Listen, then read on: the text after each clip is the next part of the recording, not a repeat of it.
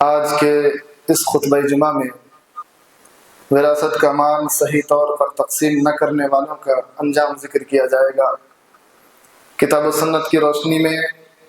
ہم ان دلائل کو پیش کرنے کی کوشش کریں گے، اور اللہ رب العالمین کے کلام سے بڑھ کر کہ اگر اللہ کے کلام میں ایک آیت بھی اس حوالے سے کوئی آیت نازل ہوئی ہو مل جائے تو اس پر ایمان لانے والوں کے لیے ضروری ہے کہ وہ من وعن تسلیم کر لیں، سر تسلیم خم کرتے ہوئے اس کو مان لیں اور اس کے مطابق جو عمل ہونا چاہیے۔ اگر زندگی میں اس سلسلے میں کوتاہی ہو چکی ہے، اللہ سے توبہ کرے، جن کا حقوق وہ غصب کر لیے ہیں اس حق کو ادا کر دے، جس کا حق مار لیا گیا تھا اگر وہ بندہ زندہ نہیں ہے ان کے وارثین تک پہنچائے، اگر ان کے وارثین نہیں ہیں اس مال کو صدقہ کر دے تاکہ کم از کم اس کے پر سے بوجھ اتر جائے۔ میرے اسلامی بھائیوں، انسان کے کامیابی کے لیے کسی نے ایک مختصر سے سوال میں پوچھا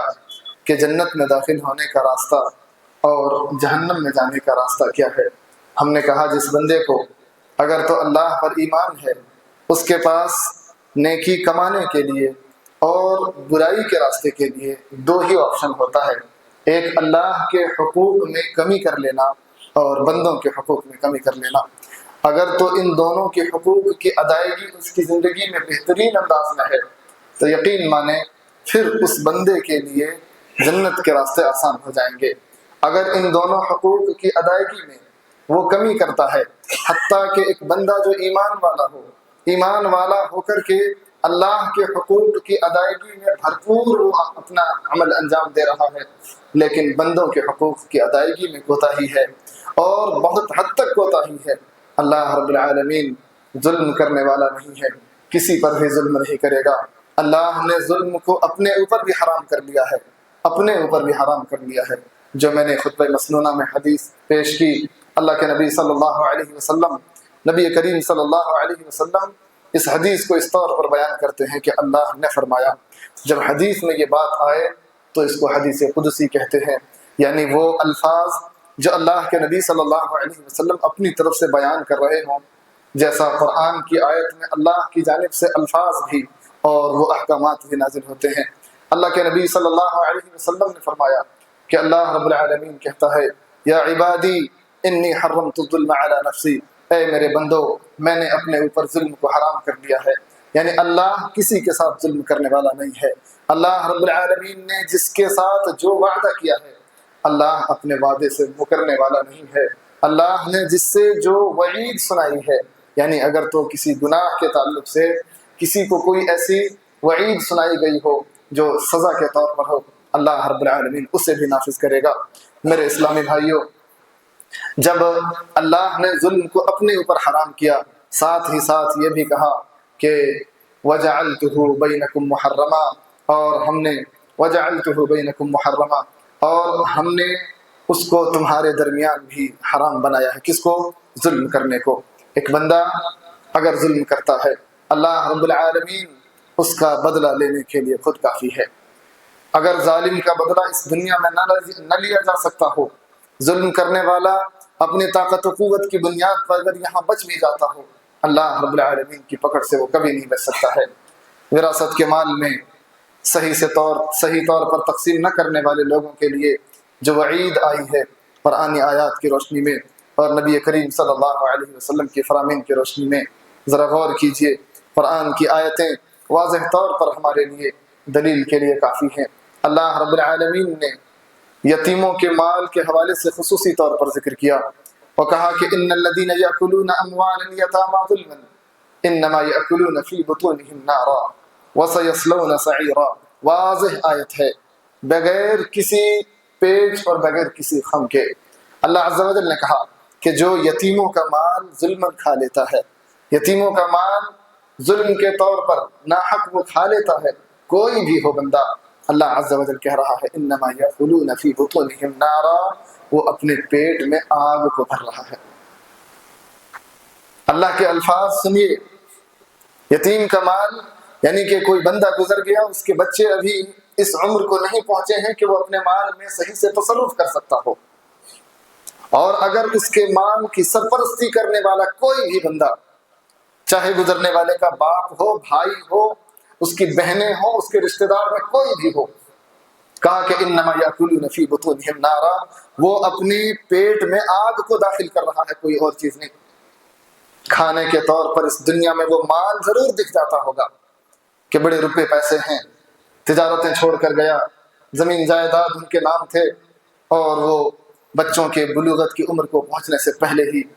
ختم کرنے کی کوششوں میں لگا ہوا ہے، ادھر سے ادھر خرد برد مال میں جتنا بھی ناانصافی کے طور پر وہ کوئی عمل کر سکتا تھا وہ کرنے میں لگا ہوا ہے۔ اللہ رب العالمین ایسے لوگوں کو واضح طور پر خبردار کرتا ہے اور کہتا ہے انما یاکلون فی بطونہم نارا۔ یتیموں کے مال کے حوالے سے خاص طور پر اس لیے ذکر کیا کہ ایک یتیم اپنے حق کے لیے لڑائی نہیں کر سکتا ہے، اس وقت ہو سکتا ہے بعد میں جب اسے شعور ہو اور بلوغت کی عمر کو پہنچنے کے بعد جب اسے کبھی طاقت و قوت ملے تو اس ظالم پر وہ کچھ اپنی کارروائی کرنے کی کوشش کرے گا، لیکن اس سے پہلے لوگوں کو اور لوگوں کی نگاہوں میں وہ بندہ اس کے مال کو مکمل طور پر قبضانے کی کوشش کرتا ہے۔ اللہ رب العالمین نے صرف اتنا ہی نہیں کہا کہ انما یاکلون فی بطونہم نارا، بلکہ آگے فرمایا وسیصلون سعیرا، اور ان قریب وہ لوگ جہنم میں داخل ہوں گے، آگ میں داخل ہوں گے۔ یہ واضح آیت ہے۔ ایمان والا ہو بندہ کچھ بھی ہو، اللہ کے حقوق میں بھرپور وہ اپنے عمل کو انجام دے رہا ہو، نمازوں کی پابندی، روزے کی پابندی، زکوٰۃ، خیرات، صدقات، حج، عمرے، ہر طرح کے نیک اعمال میں آگے ہے، لیکن جس بندے نے یتیم کے مال میں خرد برد کرنے کی کوشش کی ہے ذرہ برابر بھی، اللہ رب العالمین نے جب یتیم کے مال کے حوالے سے قرآن میں آیت نازل کی، صحابہ کرام ڈر گئے اور کہنے لگے کہ اے اللہ کے رسول، ہمارے اور ان کے مال تو تھوڑا ملے جلے رہتے ہیں، کیا کریں گے؟ ہم ان کے لیے الگ کھانا بنوائیں؟ صحابہ یہاں تک تیار ہو گئے کہ کھانا ہم ان کے لیے الگ بنوائیں۔ پھر قرآن کی آیت نازل ہوئی اور کہا کہ جس کی نیت اصلاح کی ہوگی اللہ اسے جانتا ہے، جس کی نیت خیر کی ہوگی اللہ اسے جانتا ہے، اور جس کی نیت میں ہی گڑبڑی ہو اللہ رب العالمین اسے بھی پہچانتا ہے۔ تو جو بندہ اتنا خوف کھاتا ہو اللہ رب العالمین سے کہ ہم جب کھانا بنا رہے ہیں اپنے گھر میں اس یتیم کے مال کے بھی، یعنی اس کا جو حصہ ہونا چاہیے، کیا ہم اس کو باقاعدگی کے ساتھ الگ بنائیں یا الگ کریں؟ اللہ رب العالمین نے کہا یہ کھانے پینے کے معاملے میں اگر تو کچھ ملا جلا رہتا ہے، اصلاح کرنے والے اور خیر کی نیت رکھنے والے لوگوں کو اللہ جانتا ہے، اگر اس مال میں بھی کہیں وہ کچھ گڑبڑی کرنے کی کوشش کر رہا ہوگا اللہ اسے بھی جانتا ہے۔ یہ معاملہ ہے یتیم کے مال کے حوالے سے، اور جس کے تعلق سے کہ اللہ رب العالمین کے سوا شاید کہ اس کی طرف سے آواز اٹھانے والا کوئی نہ ہو۔ بعض دفعہ اگر تو کوئی قریبی رشتہ دار آواز اٹھانے کی کوشش بھی کرے، اس کو بھی کچھ دے دلا کر کے خاموش کر دیا جائے، تو پھر اس کی طرف سے آواز اٹھانے والا کون ہوگا؟ اللہ رب العالمین نے صاف الفاظ میں کہہ دیا کہ جو لوگ یتیموں کا مال ناحق کھاتے ہیں وہ اپنے پیٹ میں آگ بھر رہے ہیں اور عنقریب وہ جہنم میں داخل ہوں گے۔ ایسے معاملات میں انسان اپنی نیکیوں کو جتنا ہی سوچ لے دیکھ لے، وہ نیکیاں ان کے پاس کام آنے والی نہیں ہیں اگر تو یتیم کے مال کے ساتھ اس نے ناانصافی کی ہے اس دنیا کے اندر۔ تو معاملہ یہ ہوا یتیم کے حوالے سے۔ اللہ رب العالمین نے اس کے بعد کے حوالے میں کہ جو لوگ زندہ ہیں اور جن کے ماں باپ زندہ ہوں اور ان کے مال میں کوئی خرد برد کر رہا ہو، اللہ رب العالمین نے ایسے لوگوں کے حوالے سے سورۃ النساء کی انہی آیات میں ذکر کیا، اور وراثت کے مال کے تعلق سے کہ جو بندہ صحیح طور پر تقسیم نہ کرتا ہو، اسی لیے یہ بات بار بار کہی جا رہی ہے کہ کتاب و سنت میں جتنے واضح احکام اللہ رب العالمین نے صرف قرآن کی آیتوں میں ہی وراثت کے حوالے سے دے دیا ہے، کسی اور فرض یا کسی اور عمل کے تعلق سے نہیں دیا۔ اللہ رب العالمین علیم اور حکیم ہے، وہ خوب جانتا ہے اور وہ حکمت والا ہے۔ اس تقسیم میں کس کو کتنا ہونا چاہیے، کس کو کتنا دیا جانا چاہیے، اللہ رب العالمین اسے بھی بڑی حکمت کے ساتھ اور اپنے علم کے طور پر جانتا ہے۔ اللہ عز و جل نے اس تقسیم کو جس انداز میں بیان کیا ہے، اعتراض کرنے والے قرآن پر اعتراض کرتے ہیں کہ قرآن میں خواتین کو جب حصے داری کی بات آئی تو ان کو بیٹے کے مقابلے میں بیٹیوں کو آدھا دیا گیا ہے۔ یہ ناانصافی ہے۔ جو اس بات پر اعتراض کرتے ہیں، انہیں حقیقت نہیں معلوم کہ بعض دفعہ اللہ رب العالمین نے بیٹیوں کو، اور جو خواتین ہیں ان میں خواتین میں کئی ایک حصے دار شامل ہیں جن کو اصحاب فروض کہا جاتا ہے، فرد والے لوگ، ماں ہے، بیٹی ہے، بہن ہے، بیوی ہے، یہ وہ تمام خواتین ہیں جن کے حصے اللہ رب العالمین نے مقرر کر دیا ہے قرآن کے اندر۔ بیٹوں کا حصہ مقرر نہیں کیا ہے، بیٹوں کا حصہ مقرر نہیں ہے، بیٹوں کا حصہ اتنا ہوتا ہے جتنا بچ جائے۔ بعض دفعہ ایسا ہوتا ہے کہ بچنے میں حصے دار کو زیادہ مل جاتا ہے، بچنے میں کم رہ جاتا، ہوتا ہے ایسا۔ اللہ رب العالمین کے اس فیصلے پر راضی ہونا چاہیے، اس لیے کہ اللہ رب العالمین نے بڑی حکمت کے ساتھ تقسیم کا معاملہ فرما دیا۔ اللہ عز و جل نے کہا کہ یہ فریضۃ من اللہ ہے، اللہ کی جانب سے فریضہ ہے۔ اللہ رب العالمین کی جانب سے فرض کردہ حکم کی نافرمانی کرنے والے کا انجام کیا ہوگا آپ سوچ سکتے ہیں، اور وہ بھی جس کا تعلق حقوق العباد سے ہو، جس کا تعلق بندوں کے حقوق سے ہو۔ اللہ رب العالمین نے میاں بیوی کے حقوق کو وراثت کے معاملے میں ذکر کرنے کے بعد آیت کے اخیر میں فرمایا وصیۃ من اللہ، یہ اللہ کی جانب سے وصیت ہے، اور اس کے بعد کہا کہ واللہ علیم حکیم، اللہ رب العالمین علم و حکمت والا ہے کہ جس نے اس تقسیم کو بیان کیا بڑے ہی حکمت کے ساتھ تقسیم کیا ہے اور اس کو بیان کیا ہے۔ آگے اللہ عز و جل نے کہا تلک حدود اللہ، یہ اللہ کے حدود ہیں جو بیان کیے گئے ہیں کہ کس کو کتنا ملنا ہے، اللہ کے حدود کو۔ ومن یطع اللہ ورسولہ، جو اللہ اور اس کے رسول کی اطاعت کرے گا اس معاملے میں، ایمان والا بندہ ہے اور اپنے اس معاملے کو اللہ رب العالمین کے فرامین کے مطابق عمل میں انجام دیتا ہے، اللہ رب العالمین نے کہا یدخلہ جنات تجری من تحتها الانہار خالدین فیہا، اللہ رب العالمین ایسے بندوں کو جنت میں داخل کرے گا جس میں وہ ہمیشہ رہیں گے، جس کے نیچے نہریں جاری ہیں۔ اللہ رب العالمین نے جنت کا بھی وعدہ کیا اس حد کو انجام دینے والے، یعنی اس پر، اس حدود کو نافذ کرنے والے لوگوں پر۔ وَذَلِكَ الْفَوْزُ الْعَظِيمُ، اور یہ بڑی کامیابی ہے۔ ایک بندہ جب اللہ رب العالمین کے دیگر احکامات کو تسلیم کر کے زندگی گزار رہا ہے اور اس معاملے میں اگر اس میں کمی ہے، پھر اللہ عز و جل نے اگلی آیت کریمہ میں فرمایا وَمَن يَعْصِ اللَّهَ وَرَسُولَهُ وَيَتَعَدَّ حُدُودَهُ، اور اس معاملے میں جو اللہ اور اس کے رسول کی نافرمانی کرتا ہے، اللہ اور اس کے رسول کی نافرمانی کرتا ہے، یعنی اس حکم کو اپنی زندگی میں نافذ ہی نہ کرتا ہو۔ ایسے معاملات ہمارے معاشرے میں بھرے پڑے ہیں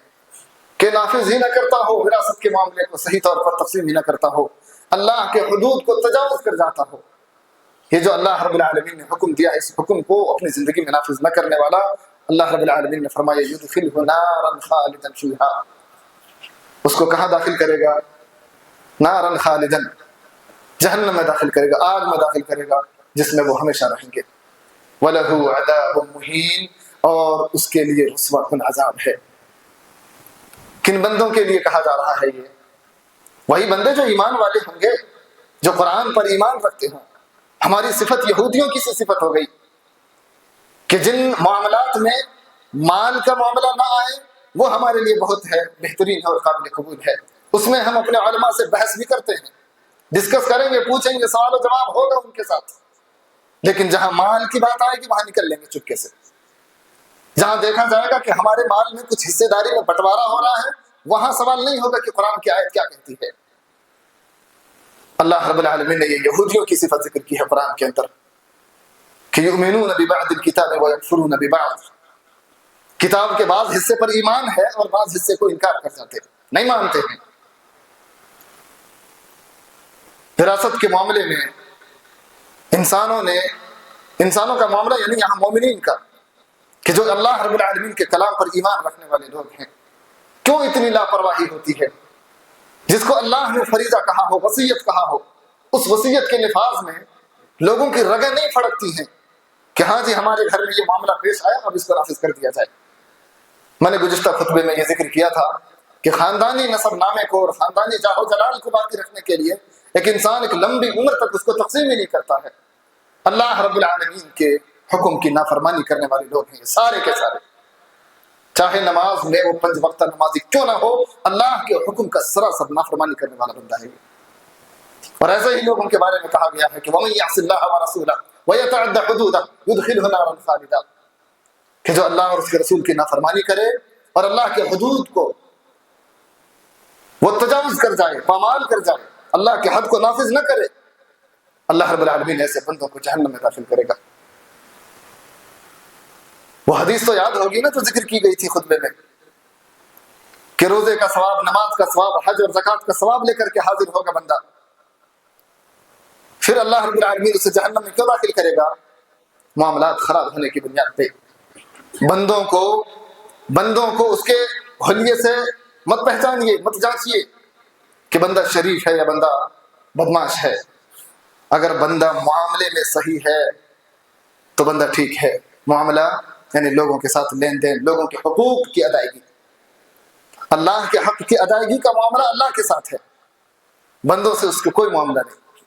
نماز آپ پڑھیے نہیں پڑھیے، امام صاحب کا اس سے کوئی تعلق نہیں ہے، پڑھیں گے تو آپ کے لیے بہتر ہے، امام صاحب کا اس میں کوئی فائدہ نہیں ہوگا کہ ہاں جی ہم نماز میں حاضر ہوتے ہیں تو امام صاحب کی شاید سیلری بڑھ جا رہی ہوگی، نہیں ہوتا یہ سب۔ نماز اور آپ کے معاملات اللہ رب العالمین کے ساتھ، زکوٰۃ کے معاملات اللہ رب العالمین کے ساتھ، لیکن جو بندہ بندے کے معاملے کے ساتھ اگر تو کھڑا نہیں ہے، پھر اللہ رب العالمین کے پاس عبادت کو لے کر کے پہنچے گا بھی تو اس کی حالت وہ ہوگی کہ کسی کا مال کھایا ہے، کسی کو گالی دے کر کے آیا ہے، کسی کو مار کے آیا ہے، اور کسی کے ساتھ ناانصافی کر کے آیا، کسی پر الزام لگا کے آیا۔ یہ حالت اہل توحید کی۔ اس لیے یہ بڑی ڈراؤنی آیتیں ہیں جن آیتوں میں اہل ایمان کو مخاطب کر کے کہا جا رہا ہے کہ اللہ کے حد کو نافذ کرو۔ اللہ رب العالمین کے حدود کو پامال کرنے والے لوگوں کا انجام اتنا برا ہونے والا ہے۔ یتیموں کے مال کو کھا جانے والے لوگ تو سوچتے ہوں گے کہ ابھی بچہ چھوٹا ہے، کچھ دے دلا دیں گے، ان کے نام کر دیں گے اور اس کے بعد بقیہ مال کھا پی جاؤ۔ کیا ہوتا ہے؟ ہوتا کیا ہے؟ اللہ رب العالمین نے بیان کیا کہ انما یاکلون فی بطونہم نارا، وہ اپنے پیٹ میں آگ بھر رہے ہیں۔ اب سوچئے وہ آگ اس دنیا میں مال تو نظر آتا ہے، لیکن کل قیامت کے دن کیا بننے والا ہے؟ اللہ کے نبی صلی اللہ علیہ وسلم کی ایک حدیث سنیے، صحیح بخاری کی روایت ہے، من ظلم قید شبر من الارض، من ظلم قید شبر من الارض طوقہ من 7 ارضین، جو بندہ ظلم کر کے، ناانصافی کر کے اگر ایک بالشت زمین کسی کی بھی ہڑپ لیا